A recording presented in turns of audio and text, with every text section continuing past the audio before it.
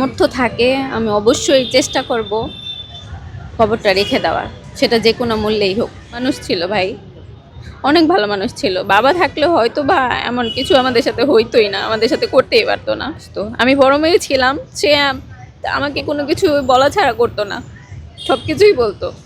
যেহেতু গাড়ির বিজনেস ছিল আর যেহেতু আমি এই কোম্পানিতে চাকরি করি, আবার সব কিছুই শেয়ার করতো। তাই এটা আমার অনেক কষ্টের একটা, এই যে আমার বাবা যে মারা গেল, বাবার যে কবরটা, যে এত কষ্ট করে দুনিয়াতে সব সম্পদ করছে, টাকা পয়সা করছে, জমি কিনছে, এখন তার কবরটা যে হইছে তার নিজের জায়গায় হয় নাই। আমাদের জায়গায়ও যদি হইতো তাও এত চিন্তা থাকতো না। এখন সে কবর নিয়েও ব্ল্যাকমেল।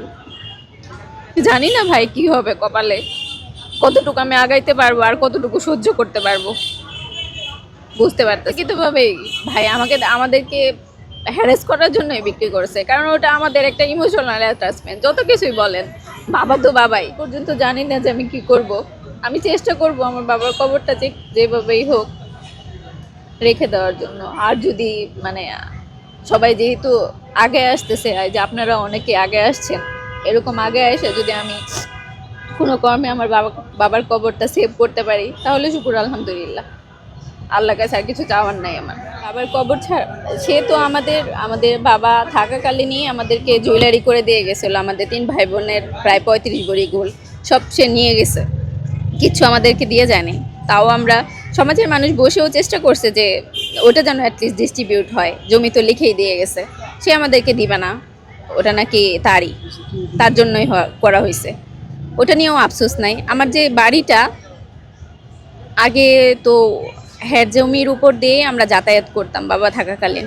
আমার বাড়িটার যে রাস্তা, সেই রাস্তাটা ওনার জায়গার উপর দিয়ে। এখন হচ্ছে গিয়ে রীতিমতো উনি প্রায় সময় ওই রাস্তাটা বন্ধ করে দেওয়ার চেষ্টা করে।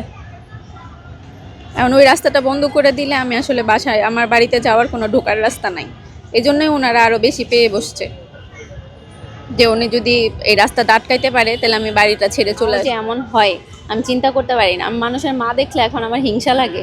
আসলেই কি ওদের মা আর আমার মা তফাৎ, নাকি আমার মা এক্সেপশনাল বুঝতে পারি না। আমি চাচ্ছি যে ভাই, আপনারা যেহেতু সব জায়গায় মানে এই জিনিসটা অনেক ছড়াইছে, যে সুষ্ঠু সমাধান হোক। আমি আমার যে সরকারেরও দৃষ্টি আকর্ষণ করব যেন আমাদের প্রতি ন্যায় বিচার হয়। কিন্তু কোনো পদক্ষেপ নেই। আমি চেয়েছিলাম হয়তো বা এটা নর্মালি সমাধান হয়ে যাবে। আমি তার কোনো কিছু চাচ্ছি না, তার জমিও চাচ্ছি না, তার কোনো কিছুই চাচ্ছি না। আমি আমারটাই বুঝে যাচ্ছি, আমারটাই যেন সে আর মানে হস্তক্ষেপ না করে। আমি দুইজনেই ওইভাবে মেনটেন করি। ছোটো বোন তো পড়াশোনা করে, ওইভাবে মেনটেন হয় আর কি। অনেক সাপোর্ট করছে আমাকে এখন পর্যন্ত। বাড়িতে তেমন কেউ নাই। আমার শাশুড়ি আছে, আমার শ্বশুর আগেই মারা গেছে। আমার শাশুড়ি বলে না যে এক মা চলে গেলে হয়তো বা আরেক মা সাপোর্ট করে। আমার শাশুড়ি অনেক ভালো মানুষ। সে আমাদের 3 ভাই বোনকে মানে নিজের ছেলে মেয়ের মতো আদর করে। আমি যতটুকু চিন্তা না করি সে তার চেয়ে বেশি চিন্তা করে ওদের জন্য। আপনি বললেন না কিভাবে ম্যানেজ করি, মানে অর্ধেক ম্যানেজ সেই করে, আমার কিছু করতে হয় না। ওরা কি খাবে, কোন খাবারটা পছন্দ করে সেটা পর্যন্ত, ঈদটা পর্যন্ত আমি গাজীপুর করতে পারি নাই।